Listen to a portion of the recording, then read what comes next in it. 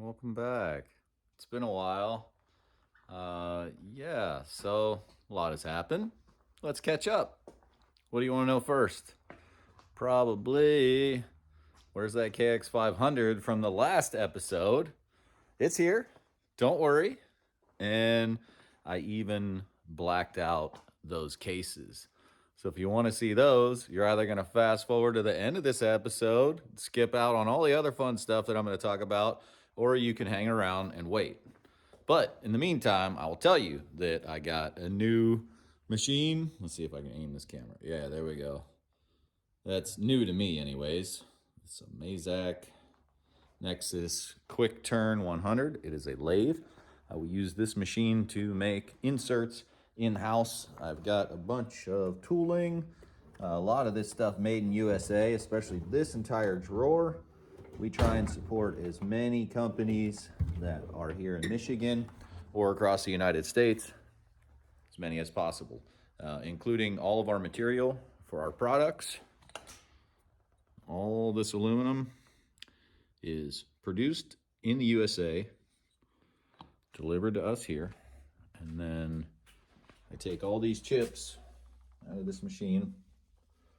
Hey, this is the one from the last episode that I said I was going to add this flash drive in. Yep, added the flash drive, upgraded the memory, and made a bunch of gas caps. But anyways, we recycle these chips here in Michigan at a facility that does the recycling on site. So they take these fresh millings and melt it all down. I don't know what exactly they turn it into. Probably not back into nice material that we're going to use, but they recycle it into something. So this material actually does get recycled right here in Michigan. So again, we try to keep as much stuff in the United States as possible. It's important to us to give folks like you a job so you can buy parts from us because we all like good quality stuff, right? So beyond all that, this machine setup, this machine on the way to being set up, I've been having some fun with this bike on the ice. So maybe we'll add some riding clips in this episode because that's what it's really all about. But on another note, this KX500 project, I'm going to show you inside this cylinder. I've also got this Athena 295cc kit for the YZ250. We're going to make a cylinder head for this. So we'll talk about that a little more. Not a whole lot to say about that. Got some cylinders here for exchange for Kevin from Dirt Bike Fab and Jed from Bowman's Diesel. So we're going to do that swap for him. It's actually a lot of what I used to do before I got into manufacturing the cylinder heads. I had been doing valve jobs and big bore kits and porting and just general mod stuff before I owned Fathead Racing, because I bought Fathead Racing in 2014 from the original owners. We had been retailing their products since somewhere around 2003. So Nicosil plating, Fathead cylinder heads, big bore kits, valve jobs, etc. That was what I had done for a living up until I took over Fathead Racing and got into the manufacturing side of it. So it's been quite a journey. I've learned a lot along the way. So I will show you some tips and tricks of what I learned about some of this cylinder stuff, head stuff, and we'll get right down to it because actually this KX500 cylinder, again, is for my bike. And this is a 143 big bore cylinder for a KLX110. I've also got the big bore, big valve head here with the valves out of it.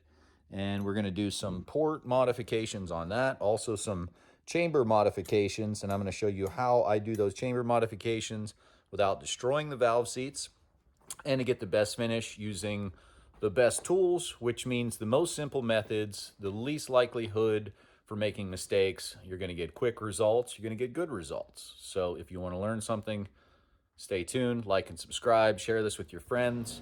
All right, here's down inside the cylinder. There is no good crosshatch front to back. Your cylinder is going to wear front to back.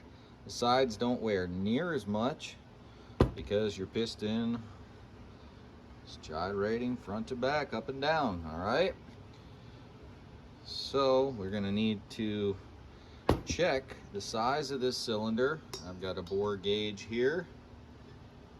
Let's see where we're at. We're zeroed out. Forgive my sloppy camera skills. It's been a while since I've done this. So I zeroed it on the top. And that is the very top right here. Let's see. Looks like we're getting a half a thousandths tighter at this very top ridge than the rest of the cylinder. So we are square. So again, we check from the bottom, 0 at the bottom, 0 middle, 0 top, very top. Where is it at? Where is it at? There it is. Half a thou tighter. Sorry again, sloppy camera skills, but that's what we got working here. Alright, so we're going to do a light hone on this thing. This is a Nicosil bore, no sleeve like you would have on a standard KLX. This is an aftermarket big bore cylinder from TB Parts. I believe might also be similar kit available from BBR, maybe even some other brands. I don't know a whole lot about these pit bikes just yet, but I will know more as we play with them. But yeah, you see that cylinder surface there is not going to hold any oil. It's not going to lubricate real well. It's definitely not going to create a lot of friction, but you want it to hold some oil with that crosshatch, which is what the hone will do. And if you're at this point with one of these cylinders, you're going to need to reach out to some professionals, because you're not going to have the tooling in your shop to hone this, even if you have hones that you use on cast iron cylinders. This Nicosil is a lot harder than cast iron. It is a nickel silicon carbide compound. With the carbide in there, you're going to need some diamond impregnated stones. So enough of my babbling. I'm going to get my hone out, and I have some diamond impregnated stones, so I'm going to be able to clearance this a little bit. We'll know how far beyond 0 we go with our gauge once we get a good finish on this cylinder. We'll check it again, make sure it's square top to bottom, and then we'll move on to that cylinder head. So I spoke too soon. My diamond impregnated hone is a little too small for this cylinder, so we're going to use the Sunnen Model JN. It's got the wipers and some standard stones that you would use in a cast iron cylinder. All right, check out that sunshine on this shot. Gotta love it. Beautiful day today. Perfect time for you to go in the comment section and tell me how bad this setup is. No, it's actually pretty good. Be surprised, this works really well. Okay, so see the hone will move up and down in the cylinder. That's not going to be enough pressure to do much of anything, but we'll make sure the hone is seated and can move up and down without a problem. So light tap of the throttle. See that? Not doing much there.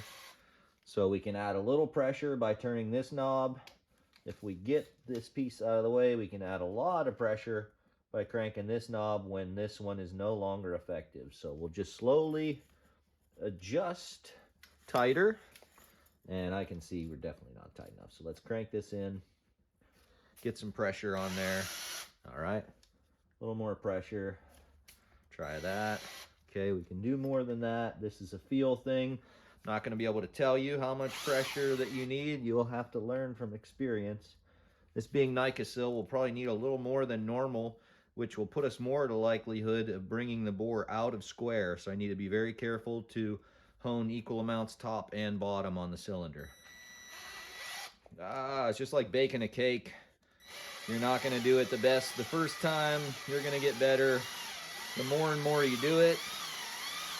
And maybe someday you'll actually make a good cake.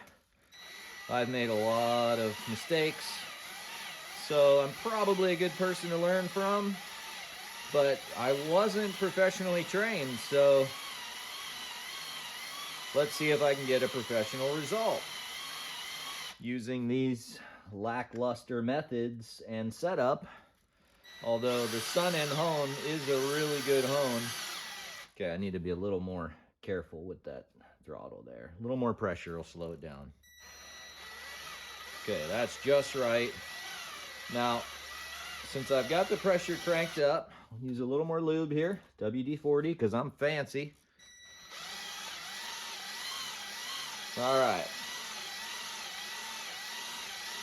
soon as I feel the resistance lighten up, this is going to be enough material removed. I should have some nice crosshatch. Should no longer see the up and down marks from the piston.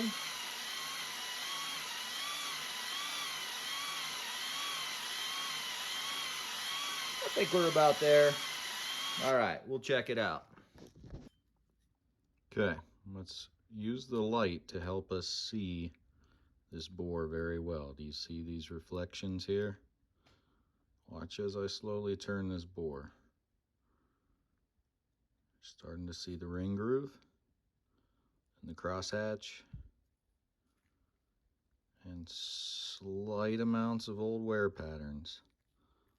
You see 2 ring grooves, maybe a top ring groove and a bottom ring groove. There is some crosshatch there. We were able to remove some material.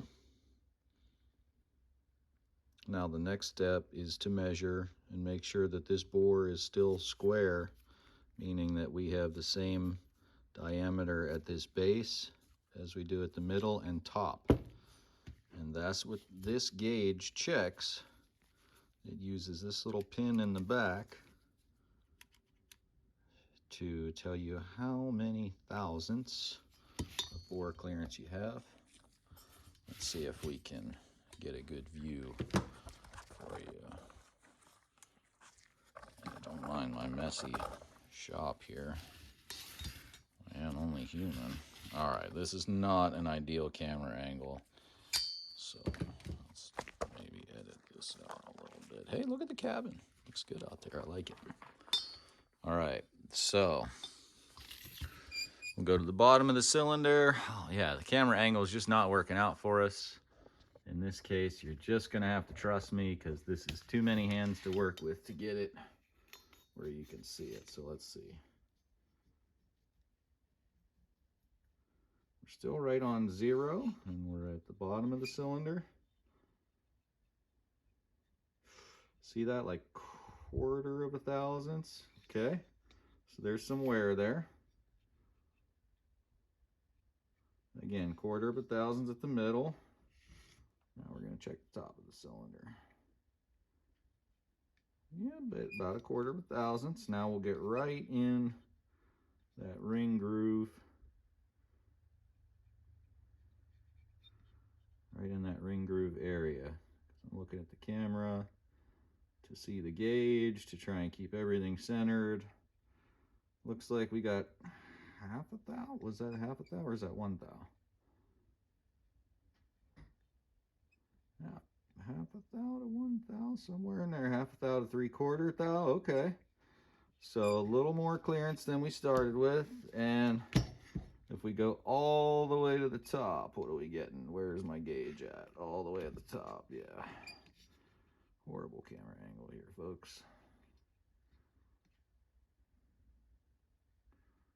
We're getting pretty close to that 1/2 thou, or maybe even closer to 0 at the top. Okay, so the top, the very top edge is still a little tighter. We did not remove as much material from here, but the rest of the bore is relatively square.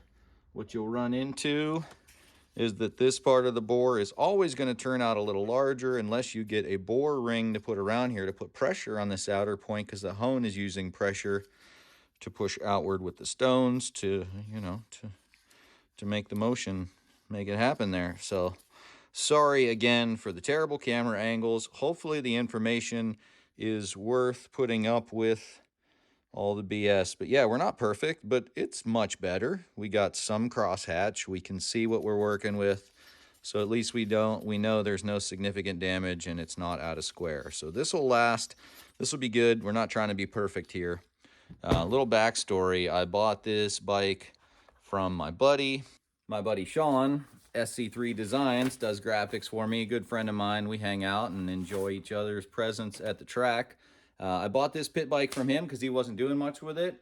Actually broke his foot and was like, hey man, you want to buy a bike? I'm like, yeah, I do. So let's make it happen. So it has some mods done to it. but needs a lot of stuff in addition to that. So that's where we're at right now. Getting it done. Can I stay on camera? Not really paying attention here. I'm just having fun. All right, so we got the bore tuned up. Now we're gonna go onto the head because I want to do these valve seats and chamber and the porting and all that fun stuff. I'm gonna get dirty when I do that. So then after that, I'm gonna do this KX500 because what's going on in the 500 is I got some cracks that have been welded more than once. I will show you in a minute when I turn the camera around, or later when I turn the camera around, whichever way I'm supposed to be looking at this thing here. I'll show you the porting, I'll show you the cracks, I'll show you what I'm gonna do. I'm gonna get it done. We'll send it out for some more welding. Eventually that thing will get Nicosil plated. It's been a little bit of a hold up, but I've been busy with other stuff. And yeah, so that's where we're at. Let's get down to it on this thing and we'll make it happen. I'll show you some tricks on doing some chamber work and some port work. And I'm gonna show you the products I use. On to these cylinder head mods. Let's talk about it. All right. I got the original valves that came in this cylinder head. They were removed. They're looking pretty good. Not too many hours on this unit, so I'll do some brass wheel on my bench grinder to clean up some of this carbon. And then we'll probably buff them up with the Prime MX pads to get these surfaces looking good. And then they're just gonna go back in the motor. As for the cylinder head, you can see that I've got some valves sitting in here. What I've got is valves that I keep as some spares in order to throw down in these cylinder heads. Basically, what it does is it's a little smaller than the original valve, which is why I have an assortment of these here. It allows me to get in closer to remove that shrouding that you see as the chamber. You go from this smooth surface to this angle here before you get to the actual valve seat angle. So if you're not familiar with cylinder heads, you might not understand what I'm talking about, but that there is referred to as shrouding. So we're going to remove this here and make a smooth surface as it flows right to the valve. Because the most important part, the most important time for airflow is when your valve first opens and as it's closing. That's when you're going to have the most amount of pressure in your chamber. That's when the most airflow happens. So if we can get it when it first cracks open and get a nice straight shot into there, we'll have the best luck at making the most amount of power, the least amount of turbulence and disruption in our airflow. So let's pop these valves out of here and I'll let you take a look down inside this cylinder head to see where I've marked it. You can see there in the center on either side of the valve guide. I'll go in there and clean that up just a little bit, but this is the intake side, so I'm not going to knife edge any of that because you don't really want to have air flowing over the edge. On the front side, that's more for passing over an edge. Like on this side, you could more so sharpen that edge up a little bit. That exhaust, you won't be able to see down in there too well because of the carbon buildup. I did spray this down with WD-40 to remove some of that. I use WD-40 a lot. So I have marked in here where I'm going to widen a little bit and smoothen just to get a little better blend. But this cylinder head, you can see where it's cut. Geez, I'll have to put this down, see if I can get it to sit. All right, so you can see where when they do the valve job on these, they blend it pretty nicely. So we're just going to go in, clean all that up, and make it look a bit more smooth. And my choice for tooling, as always, is going to be the Prime MX products. I'll be using the extended reach shaft on a die grinder, and you can see I've got some old Prime MX pads in here. If you're not using their Prime MX wheels, you can get the cleaning kit, which you might just want to get this kit anyways because it's a lot more neat and tidy. But we'll get in there, and there's different grit wheels for these flap wheels. These allow you to put pressure without going too aggressive, even with using an aggressive sandpaper, and giving this pad in the middle cleans up and helps you to see what kind of marks you're making so that you're not, again, going too aggressive with the sandpaper. We'll go from these 80 to the 180 to the 320, and then we're going to finish without the sandpaper, just with the regular prime pad. If you want to get real fancy, you can hand polish this when it's done. So I'm going to polish inside, or on this side of the valve seat, chamber side of the valve seat, and we'll get it all looking good. And this would probably be a good time to mention that I'll turn the camera around. My buddy Cam did succumb to cancer. He ultimately lost that battle a few months ago. I was fortunate enough to be able to attend the funeral, and Haley and the children are hanging in there. It's a very tough time for them. Nick is helping out run Prime MX. They're doing well with Prime MX, to my knowledge. Everyone who was a part of the community is interested in seeing the company live on. So thoughts, prayers, deepest sympathies to the family. And yeah, Cam, legend, fighter, hero. He set an example and was able to father a family in the short amount of time that he had during his battle. So I'd have to say that he set an example for all of us, and as sad as it is, it's also a beautiful story. So rest in peace, Cam. This one's for you, man, and all the other ones are for you too, because I wouldn't have gotten this far without you. You've been a huge part of the success of this company. Your products are awesome. What you stand for is awesome. And let's get her done, man.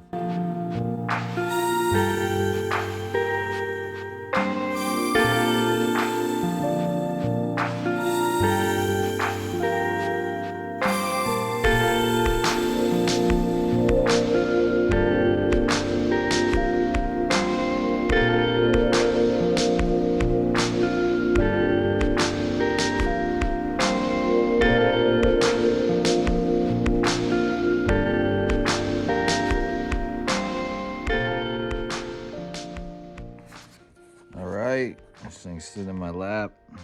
Just got it done. As far as chamber work, there's the intake valve with a medium grit finish. As you can see, I got in and opened up what I wanted to. Got the shrouding around the valves removed. Now we've got even, smooth surfaces. Going to, yeah, look at that exhaust, way opened up. You can see the old valve seat there in the center. And we didn't hit it very much. Got close right here, but we'll easily resurface that. And I'm gonna deck this here, or lap it, to get a nice true surface after we touch up these valve seats. So that's what we're gonna do. Okay, check it out. I've got this contraption here called a jaw horse. It's pretty useful for holding stuff. Actually holds cylinder heads quite well. I've done this many times. So I've got the pilot tool down in the valve guide. Got the carbide cutter in there for the 60-degree angle. I got my 30 and my 45-degree angle tools. We are right next to the furnace, and it's winter time, so that's just how life goes right now, and I'm not gonna hang out and wait for the furnace to cycle or shut it off. So we're gonna have a little noise in this video. I'm an amateur at many things. So these are New Way valve tools from Goodson. I've had these for a long time. Some people are critical of them. I think they're great.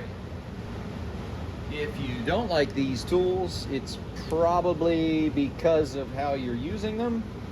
Not to be rude or critical or whatever, but these are hand tools. So any time that you have a tool that's a little less rigid, it takes a lot more delicate of a hand user to be effective, I guess. So with these tools, I learned the hard way. I did some terrible valve jobs, which I had to correct. And I've done some good valve jobs that worked really, really well. I'm not gonna say they're amazing, but They work really, really well to get the job done. It's really what's most important here. This thing isn't super high performance. This is my machine. So we're gonna get it done. We're gonna learn with all these that I do. So 3-angle valve job, cutting the 60-degree seat. Getting a pretty good result. I'm gonna go slow and steady with these. This 30-degree is going, this is actually 31 degrees. It's gonna take out some of the cylinder head here, so I gotta start slow because we're gonna bite into the aluminum for a little while. Might be able to see that building up on the video. So once we bite through that, then we'll be able to get into the valve seat itself. I removed a lot of material from this chamber around the outside edge of these valve seats. We call that shrouding. I de-shrouded the valve face on the chamber side. And now this 3-angle valve job should finish off to make a nice interface between chamber and the valve seat. So, slow and steady.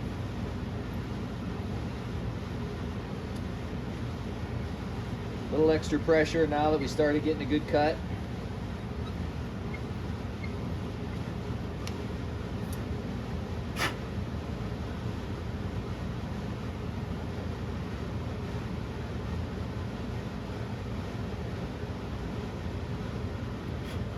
Okay, so I've narrowed the 45-degree angle significantly by cutting the 60 and the 30-degree angle. So now I will gently bring that 45-degree angle back.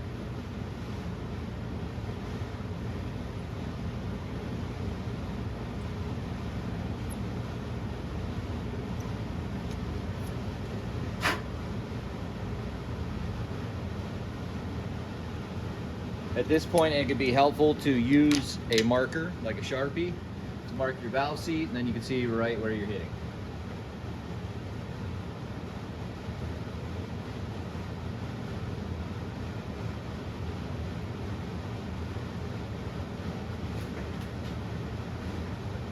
Hey, look at that, I have one.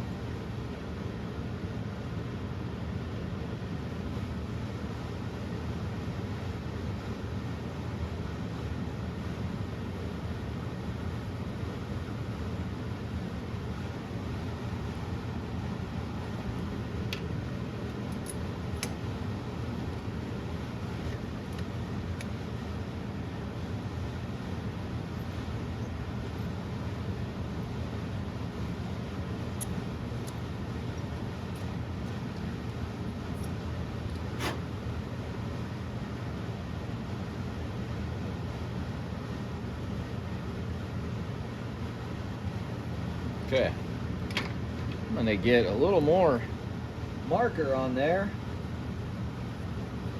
so that we have an obvious valve seat for the camera to pick up on, because I think it's looking pretty good. I mean, you see me spend, what, a few minutes here at most? How long is this segment of the video? I think we're at 5 minutes, roughly. All right, I could do a little better there.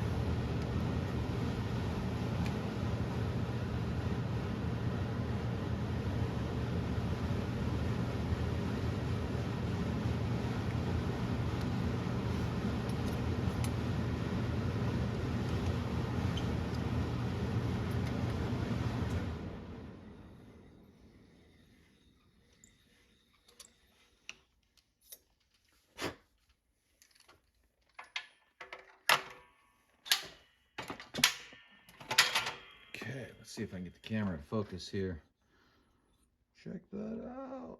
It's a pretty nice looking valve seat, isn't it? See that 45-degree angle I just cut? All right, we're on the tripod here, so we're wobbling a bit. So there you go. That is a 3-angle valve job with a blended port and polish. Pretty nice. should flow pretty good. I mean, you could definitely do a 5-angle valve job or a full radius valve job, but very, very, very minimal difference at this point. So, yeah. Some guy in his garage with some hand tools getting it done. I'm gonna do the intake the same way. Same concept. I don't think we need to have it slowed down for you to see that, so blend the chamber a little bit to cut a little bit of the aluminum outside the valve pocket. But yeah, you see that valve seat there? That's looking nice. Multi-angle valve job, blended into the port nicely, blended into the chamber. So here's our other valve seat. So you can see, looking pretty good. So next step is I've got this granite block sprayed down with a little bit of, again, WD-40. Got some carbide compound powder, as you can see by this label. That's what it says on it, is carbide compound. I think I said that the first time, unless I tongue twister and I said it backwards, but I'm gonna lap this surface. So pretty much do it like this, just harder, faster, and longer, because that's what it takes, you know.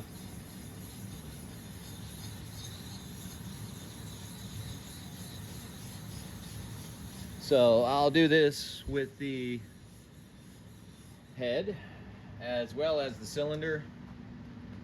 I'll get this surface trued. See where it's not wet? It means it's not true. Check it. So we're gonna get this nice and true on this block. I'll do the same with the cylinder. Won't make you wait for it. I'll show it to you quick.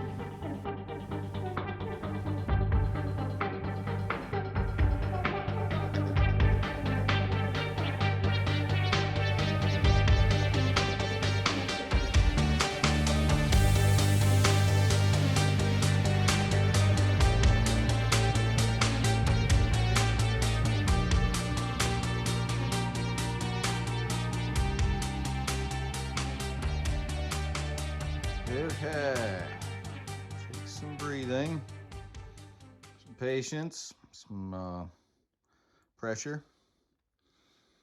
That's what the surface looks like when it's good. And you can kind of see it on the block too.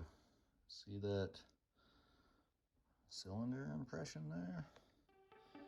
There's the head looking just like the cylinder does, so time to wash these off. Woo! That's not very exciting, so stay tuned for clean parts.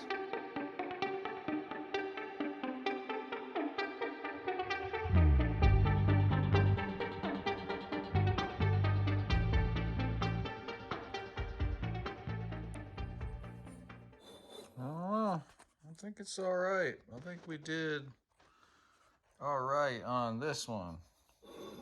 Now we do have this KX500 that needs some work. This is gonna be a long video. Hope y'all strapped in. Check it out. What happened here? We're gonna go ahead and show you. Do you see that crack that's right there? Do you see that? Let me try and help you out. There it is.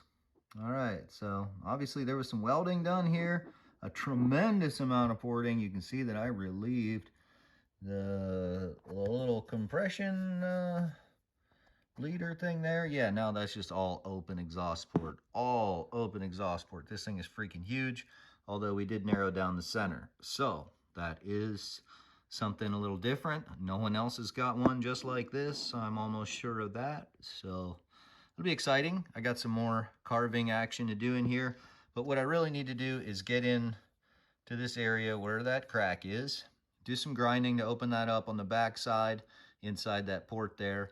And I'll do a little more shaping while I'm here, because since they went in and did the welding, now I can go back on that back side, clean it up a little bit more, and make sure there's no more hidden cracks down inside. Once I'm done playing with this thing, if it's not too late, I'll dig out those cases. It is dark outside. It's been a long day. Everybody's been calling, things going on. So trying to get down inside of here. I've been in here all day. All unshrouded, ported, polished up, unshrouded, valve job done. Surfaces lapped on both of these. This one honed. So this thing's refreshed. It's good to go. These are typically a little tight initially anyways, so a little honing won't hurt. It wasn't the diamond impregnated stone, so I didn't get as much of a crosshatch as I'd have liked, but definitely did get some crosshatch back in there, so it's better than nothing. At least we took a measure on it. We know where we're starting and how much punishment we can put on this stuff before we expect it to break. So, yeah. Oh, I like it. Okay, time for this.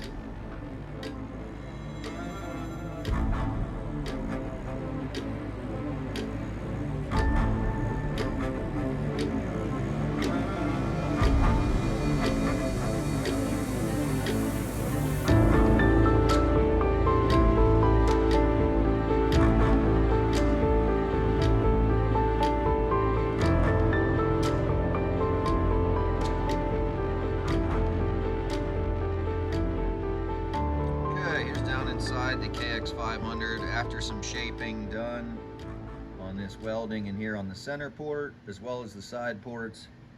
I got these opened up. You can see if you look down from this angle, nice straight shot out that exhaust. When those side ports open up, this thing is really going to gulp some air through there, so should suck pretty hard is what I'm saying. Here's a better angle of that crack, or hopefully a better angle. What I need to do is get in touch with Doug Kekich of Intense Fabrication. I don't know if you can see that there, basically right where my fingernail is pointing. Let's see if I can get the camera to focus. Right there, that's where that crack is. Just doesn't want to focus on it. All right, there we go. Right there. So, get a hold of Doug and see if he thinks he can weld that. And then also on this side, kind of oddly enough, if you look at that mark right in the center of the bridge, you kind of see something happening there. And then you look in this back side. Looks like we need some better penetration there. Doesn't look like that is all that great. I don't know. I'm gonna send it to Doug and have him look at it, see what he thinks. See if he can get it better, see if that's passable. He's not a cylinder specialist. He actually does all kinds of other stuff. Intense fabrication. He does chassis and custom radiators and stuff for stock cars, I believe. He's always, I don't know, he's on top of his game. I'm not going to say more than that. But yeah, this is where we're at. We're looking better, but still not, man, I'm at a loss for words here. This needs some repairs. Hopefully they can fix it, because otherwise I'm screwed. That's about it. All right. After lots and lots of grinding, I'm satisfied with the results I got on the KLX110. As well as the KX500, and I went ahead and primed the outside of this cylinder because it was actually really beat up. There was a bunch of nicks and scratches and dents, and it was engraved from the guy who had ported it previous to me owning it.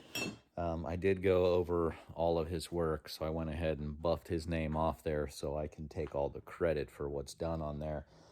He actually did a pretty nice job, which is why I did choose to use that cylinder to start with. I do have another cylinder. If I'm not able to get those welds repaired, I've got this other cylinder I can start with. There's no port work done to this, so it would take me probably an eternity to get it done if I decide to use that one, which I probably won't do. Hopefully, we'll be able to get these cracks repaired that are down hiding in here inside these bridges. As I mentioned in the beginning of the video, if I get this far and get this cylinder done, I might as well show you what I did with these engine cases. I also did make a choice on some suspension components. That's where we left off in the last video. I wasn't sure what I wanted to do with suspension. I was hoping I'd get to ride some bikes. I didn't, But that's okay because I ride a lot of bikes. I ride a bunch of different stuff. I'm pretty sure we're going to be good on the choices I made here. If not, we can always change things out very easily. So I'm going to turn the camera around. Let's get a peek at what's going on. Here's the pile. And I am really loving how this is coming together. We got the all black core brake lines, stainless steel lines, black ends on them, black everything. They're freaking beautiful. We got the Pro X rotors, flow tie pegs, flow sprocket bolts. Decided to go with the KYB suspension. We've actually got the PSF1 air forks with the DLC coat. We're going to have these stripped, rebuilt. We're going to do probably some revalving on them. We've got the adjuster for the rear shock so that we have the high and low speed adjustments. Hard anodize on the cases and on the rads. What do you know about that? Like, this motor is going to stay looking fresh. We're going to be able to beat on it, wash it, get it cleaned up, back to looking new. Oh yeah, so just jumping back over here real quick. Tri-fold levers, tri-pivot levers. Yeah, and kind of the icing on the cake here, we got these Gen 3 Luxon clamps. They do not make these for the 2016 chassis. I called just in time, got a hold of Billy and said, hey, I'm doing a project. He had to special make these stems for these clamps because nobody else had ordered these. And that is just one layer of icing, because here is the final layer. This is how we make it around here. I mean, I don't even know what to say. This is unscripted. I'm kind of, I had these parts all put away because if I look at them, I just kind of stop doing things. I mean, like, you feel me here? Like, I can't focus on life when I got this going on. I got to get this bike done. So where we are is pretty much where we left off before, that I have the chassis tacked together by Dirt Bike Fab. Need to get the pipe in it. I do have a PC pipe, and I've got this flange piece over here somewhere. Yes, this goes on the end of this PC pipe. We've got, of course, our air boot, all that. You've seen that last time, but we got this PC pipe. We can weld this piece on the end, and it will fit in the cylinder. And then once we've got the pipe on the cylinder, this motor in the frame, then we will be able to see how everything lines up, and we will get this final piece tacked on or welded into here so that we can mount the silencer. And we'll be a lot closer to being in business. So stay tuned. We have got more to go. I'm going to finish up this KLX110. I've got that KX65 sitting over there that I haven't revealed yet because the forks haven't come back just yet. We're still fine-tuning those. I've actually rode it quite a bit and already gotten it dirty. But I'm not going to show it off until we got it just right, until I'm ripping it. So, yeah, you got a little sneak peek there where we're going with this one. This is more than I planned on revealing, but enjoy, because I want to get you guys excited about what's to come. Thanks for tuning in. Click all those buttons. Tell your friends if they like KX500s. We got one coming. Maybe we'll get somebody cool to ride this thing. Right on. Peace out.